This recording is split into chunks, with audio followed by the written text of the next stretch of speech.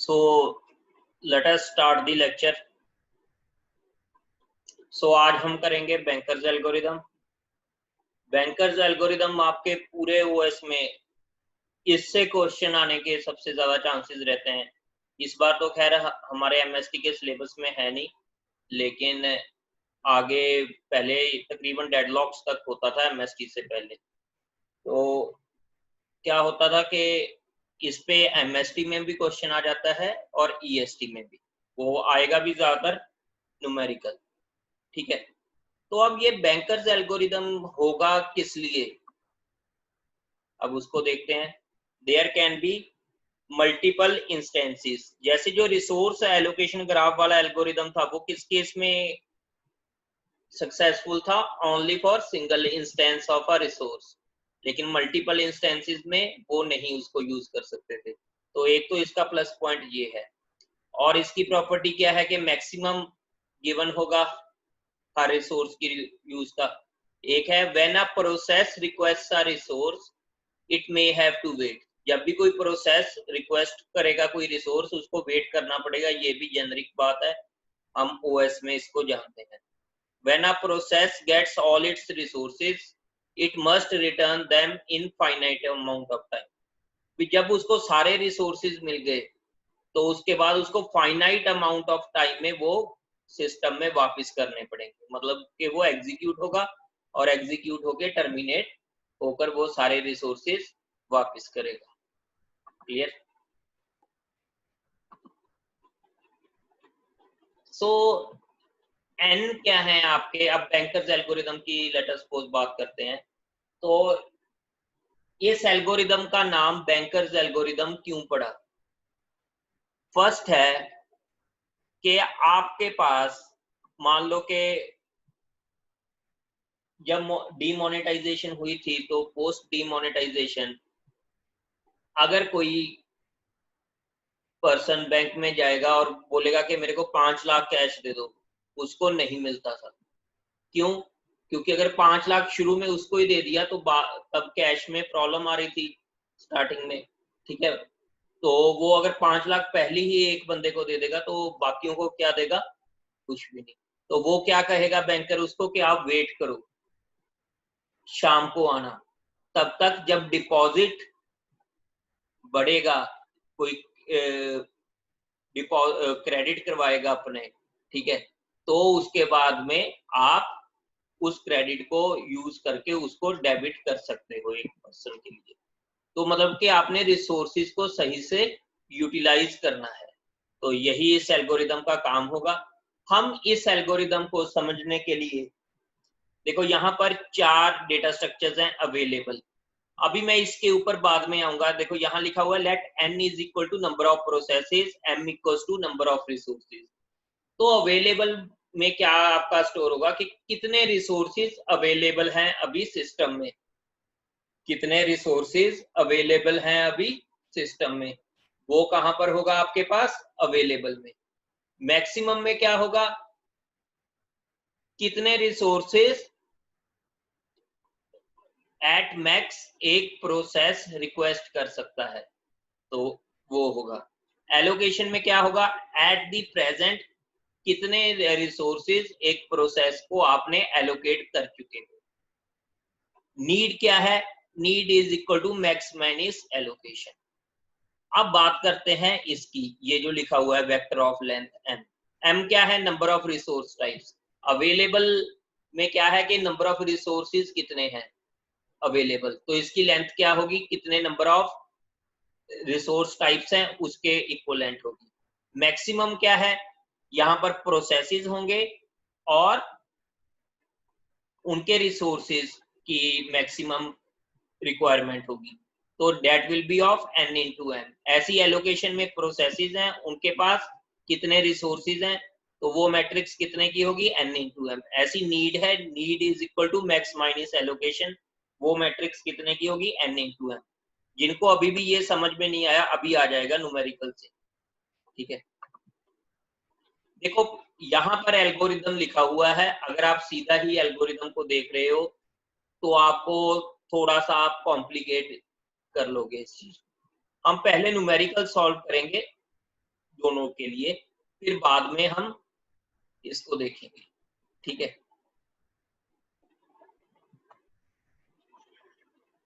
Let us suppose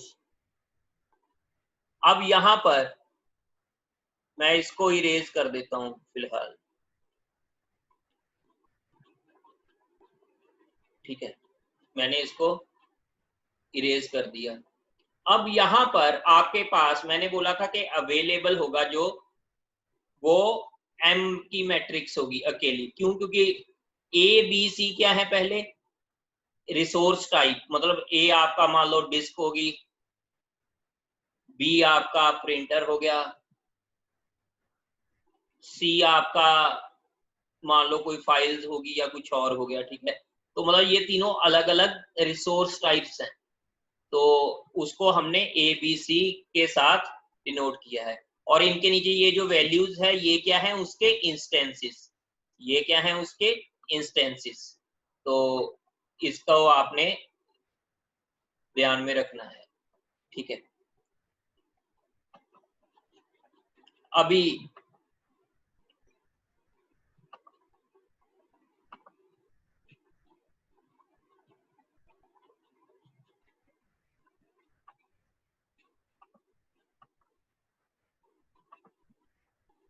ठीक है, next है अभी आपके पास के एलोकेशन है, मैक्स है, अवेलेबल है आपके पास। अब ये जो एलोकेशन है इसका मतलब क्या है, एट प्रेजेंट पी नॉट के पास 0 इंस्टेंस ऑफ ए है, 1 इंस्टेंस ऑफ बी है एंड 0 इंस्टेंस ऑफ सी है। मैक्स क्या है, कितनी उसकी मैक्सिमम रिक्वायरमेंट है, कितनी उसकी मैक्सिमम रिक्वायरमेंट उसको फ्यूचर में पड़ सकती है, मतलब टोटल मैक्सिमम कितनी है, 753। अवेलेबल क्या है कि अभी सिस्टम में कितने अवेलेबल पड़े हैं। तो माय फर्स्ट क्वेश्चन इज कि आपने total instance of A B C calculate करने हैं इस क्वेश्चन को देखते हुए, total instance of A B and C calculate करने हैं इस डेटा से। वैसे तो यहां लिखा हुआ है, मैंने उसको कर दिया था कि ये कैसे आया कि ए के 10 इंस्टेंसेस हैं, बी के 5 इंस्टेंसेस हैं एंड सी के 7 इंस्टेंसेस हैं। अगर क्वेश्चन में ये आपको ना दिया होता तो आप कहीं से निकाल सकते थे इस डेटा को? Yes, anybody?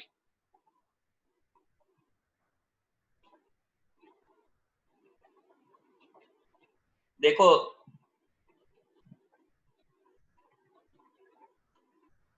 Yes, allocation plus available, बिल्कुल सही। तो अब ए है आपके पास 0 + 2 + 3 + 2 + 0 + 3 that will be equal to 10। B है 1 + 1 2 + 3 5। सी है 2 + 1 + 2 + 2 7। क्लियर? तो इससे आपको टोटल इंस्टेंस कितने हैं सिस्टम में वो पता चला। तो अभी यहां पर जो एल्गोरिदम में दिए हुए थे, जो आपके साथ डिस्कस किए थे डेटा स्ट्रक्चर्स, वो 4 थे। एलोकेशन, मैक्सिमम, अवेलेबल तो है, कौन सा पेंडिंग है? जो पेंडिंग है वो है नीड।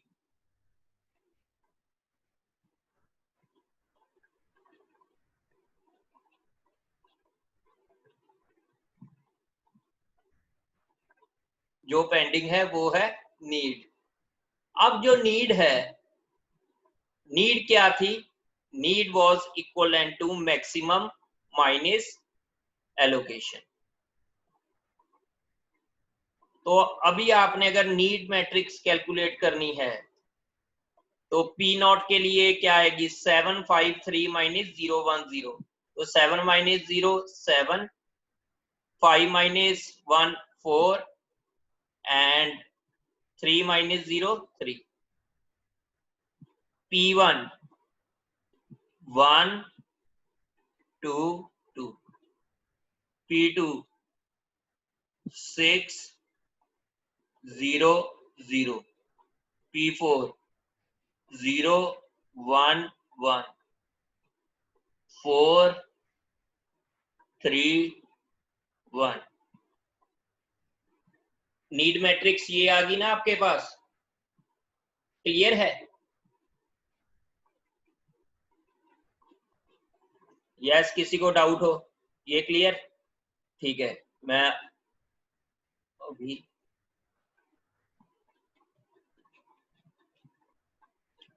तो अब नीड मैट्रिक्स आ गई है। अब आपने सेव सीक्वेंस बनाना है। जैसे कल हमने एक सिंगल इंस्टेंस वाला क्वेश्चन किया था जिसमें सेव सीक्वेंस ढूंढा था। अब इसमें आपके पास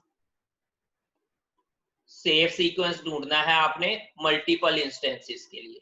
तो अवेलेबल कितने हैं आपके पास? 332। नीड आपके पास यहां लिखी हुई है, तो आप सभी बनाकर देखो क्या कोई सेव सीक्वेंस है।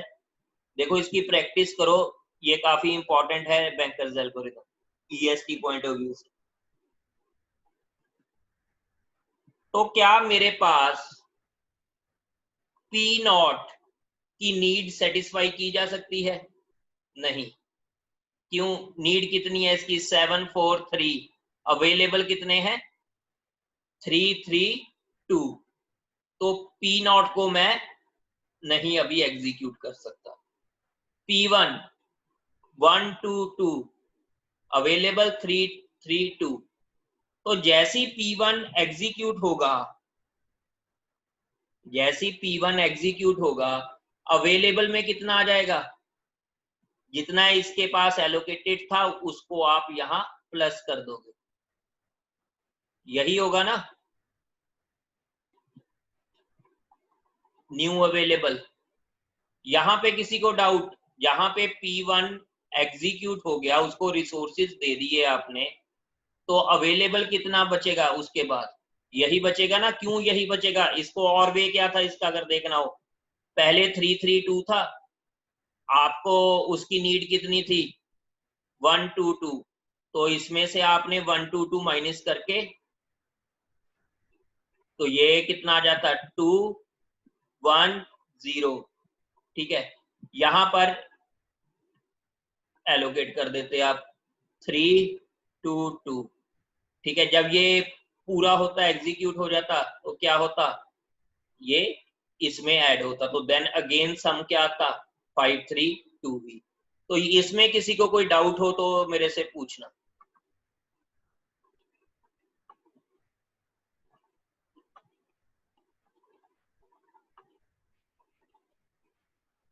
हाँ जी, यहां पर किसी को डाउट है? यस, अवेलेबल 332 गिवन था। देखो इन्होंने भी पहले नीड मैट्रिक्स ऐसी कैलकुलेट की हुई है। ठीक है, हम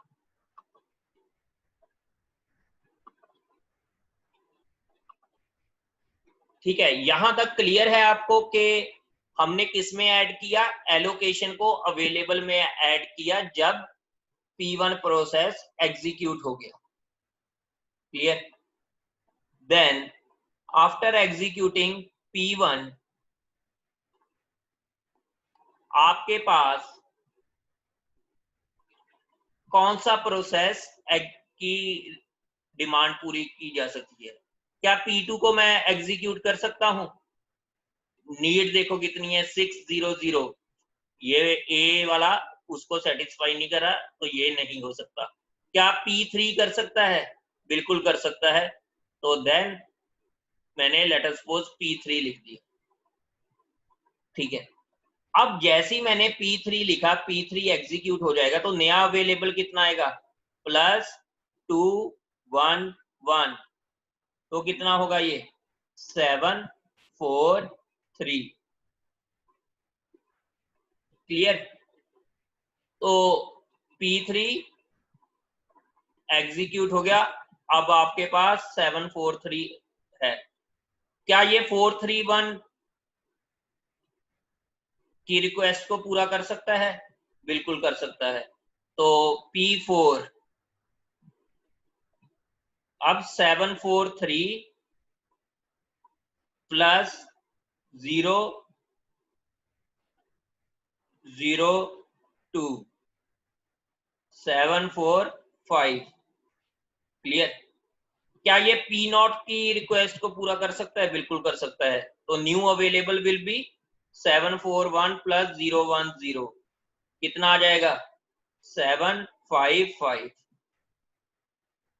क्या अब ये P1 को की रिक्वेस्ट को पूरा कर सकता है? बिल्कुल कर सकता है। तो अब कितना आएगा नया अवेलेबल? 755 प्लस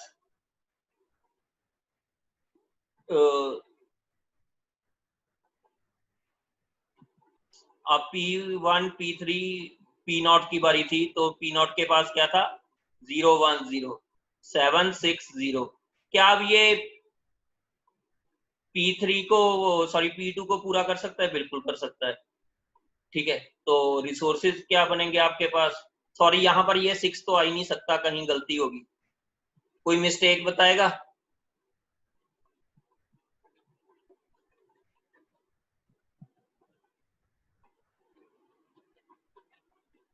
P0 2 बार हो गया, ठीक है ठीक है ठीक है।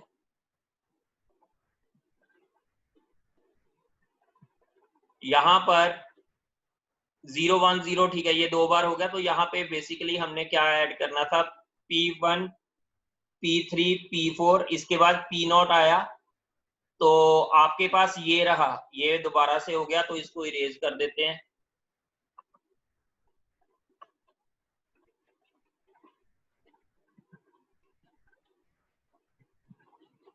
अब 755 था, तो 755 के बाद आपका कौन सा होगा? P2। P2 आपका एग्जीक्यूट हो जाएगा। तो 755 एंड में क्या रिसोर्सेज आपके वो छोड़ देगा? 302, डेट मीन्स 1057, जो कि टोटल उसके इक्वलेंट थे। तो आप क्या ये एक सेफ सीक्वेंस बन गया। There can be multiple safe sequences.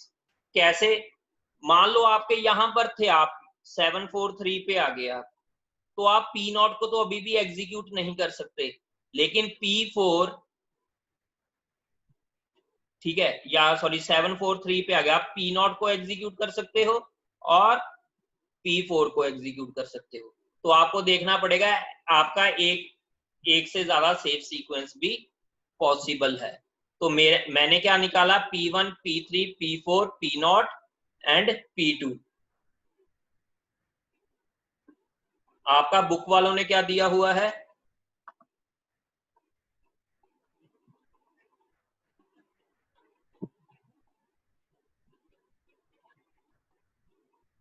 इन्होंने भी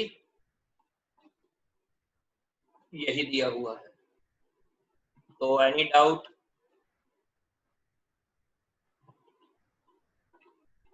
यस, टोटल आपके देखो सीक्वेंस तो आपके पांचों के पांचों प्रोसेस हैं शुभम। जो इनका देखो क्वेश्चन क्या था कि how is the sequence decided.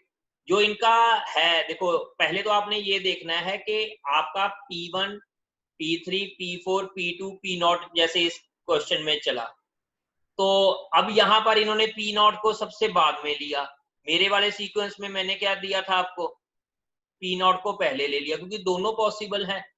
तो इसके बारे में एल्गोरिदम भी कोई नहीं बोल सकता कि पहले कौन सा चलेगा प्रोसेस। तो ये दोनों पॉसिबल है, ठीक है। तो आपके ऊपर इसके ऊपर कोई रेस्ट्रिक्शन नहीं है, लेकिन आपके पास अगर सेफ सीक्वेंस कोई मिल रहा है तो that means deadlock will not be there. अगर अनसेफ सीक्वेंस नहीं मिल रहा तो डेडलॉक कैन बी देयर। तो यहां पर और किसी को कोई डाउट हो? Any doubt? देखो अब हमने बड़ी इजीली इसको सॉल्व किया, अब हम एल्गोरिदम को देखते हैं। बैंकर्स एल्गोरिदम में दो एल्गोरिदम है। One algorithm is called safe sequence algorithm, second algorithm is called resource request algorithm, ठीक है।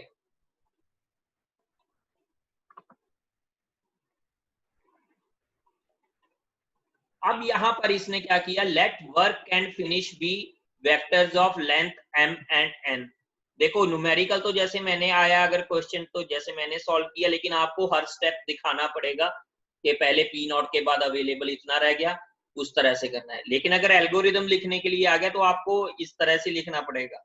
इन्होंने अब क्या किया, वर्क इक्वल्स टू अवेलेबल, जो अवेलेबल वाला डेटा स्ट्रक्चर था उसको वर्क के इक्वलेंट कर दिया इसने, ठीक है। अब find an I such that both finish I equals to false and need I is less than equals to work। अब यहाँ पे I का मतलब क्या है, प्रोसेस को बोला गया है। I का मतलब क्या है, प्रोसेस को बोला गया है। अगर कोई भी ऐसा नहीं I मिलता तो मतलब क्या है कि सारे ट्रू हो चुके हैं, कि सिस्टम आपका सेफ सीक्वेंस में है। अब इन्होंने यहाँ पे क्या किया, work equals to work plus allocation. हम क्या कर रहे थे न्यूमेरिकल में, available equals to available plus allocation, लेकिन यहाँ ऊपर क्या कर दिया, वर्क को अवेलेबल के इक्वल किया हुआ है तो वैसे ही रहा, ठीक है। तो ऐसे हो जाएगा। Go to step 2। अब कईयों का जैसे डाउट था कि सर भी पहले सीक्वेंस में कैसे डिसाइड करेंगे कौन सा प्रोसेस होगा। यहां पर क्या लिखा है, find an I such that both, अगर ये दोनों कंडीशनें आपकी ट्रू हैं तो वो कोई भी आई हो सकता है, मतलब कोई भी प्रोसेस हो सकता है। क्लियर है ये बैंकर्स एल्गोरिथम का ये सेफ्टी एल्गोरिथम, मतलब आपने सेफ सीक्वेंस का देखना था। इसको देखकर आप कंफ्यूज हो जाते सीधा, इसीलिए मैंने पहले न्यूमेरिकल करवाया, ठीक है। अब बारी आती है रिसोर्स रिक्वेस्ट एल्गोरिथम की। अब रिसोर्स रिक्वेस्ट एल्गोरिथम क्या कहता है कि मान लो अभी तो आपका सिस्टम सेफ स्टेट में है, लेकिन किसी प्रोसेस ने एकदम से रिसोर्स मांग लिए, ठीक है। तो जो उसकी रिसोर्स की रिक्वेस्ट है, क्या हमने उसको इमीडिएटली एक्सेप्ट करना है या नहीं करना, ये कौन डिसाइड करेगा आपको, रिसोर्स रिक्वेस्ट एल्गोरिथम। अब मैं पहले हल्का सा ये बता देता हूं, थर्ड वाला पॉइंट हम करके ही देखेंगे, वैसे तो आपको ये थर्ड पॉइंट समझ में नहीं आएगा, फर्स्ट 2 पॉइंट्स हम देख लेते हैं। If request is less than equals to need, ये तो ऑब्वियस बात है कि जितनी नीड है मैट्रिक्स की, अगर रिक्वेस्ट उस प्रोसेस ने उससे कम या उसके इक्वलेंट की है तभी उसको हम मानेंगे, वरना एरर रेज कर देंगे। ऐसी if request is less than equals to available तभी मानी जाएगी, अदरवाइज वो वेट करेगा क्योंकि रिसोर्सेज अवेलेबल ही नहीं है। अगर ये दोनों हैं तो हम क्या करेंगे, हम प्रिटेंड करेंगे कि उसको एलोकेट कर दिया। अब जब एलोकेट कर दिया तो available equals to available minus request होगा, क्योंकि अवेलेबल में से ही एलोकेट किए हैं आपने, एलोकेशन में प्लस होगा और नीड में से भी माइनस होगा। देखो अवेलेबल और नीड में से माइनस होगा और एलोकेशन में प्लस होगा। अब इतना करने के बाद हम अगेन चेक करेंगे कि क्या हमारी स्टेट सेफ है या अनसेफ है। अगर तो एंड में सेफ आ गई तो उसको रिसोर्सेज दिए जा सकते हैं, लेकिन अगर अनसेफ आ गई तो उसको रिसोर्सेज नहीं देंगे। कईयों को अभी ये समझ में नहीं आया होगा कि अभी मैंने क्या बोला है, चलो इसके ऊपर न्यूमेरिकल करते हैं, उसके बाद आपको ये क्लियर होगा। अभी लेट अस सपोज हमारे पास ये क्वेश्चन था, ठीक है। अब यहां पर देखो, यहां पर क्या बोला गया है कि P1 ने एडिशनल 102 की क्या करी है, रिक्वेस्ट, एडिशनल रिसोर्सेज की क्या करी है, रिक्वेस्ट। तो अब उसने कितने की करी है, 102 की। तो अब जैसी 102 की करी है तो यहां पर हमने स्टार्टिंग में वो कैलकुलेट किया होगा इसका, यस। तो ये हमारे पास नीड मैट्रिक्स है। अब P0 ने 102 की करी है, P1 ने 102 का रिक्वेस्ट करा है अभी स्टार्टिंग में। तो ये तो सेफ सीक्वेंस आ गया था पहले। क्या 122 से 102 सेटिस्फाई हो जाएगा, बिल्कुल हो जाएगा। ये इससे, ये वाला 102 नीड से कम है। क्या 102 अवेलेबल से कम है, बिल्कुल अवेलेबल से भी कम है। तो मतलब कि ये हमारा सेटिस्फाई हो जाएगा। तो अब मैं इसको करने के लिए ये सारा इरेज करता हूं।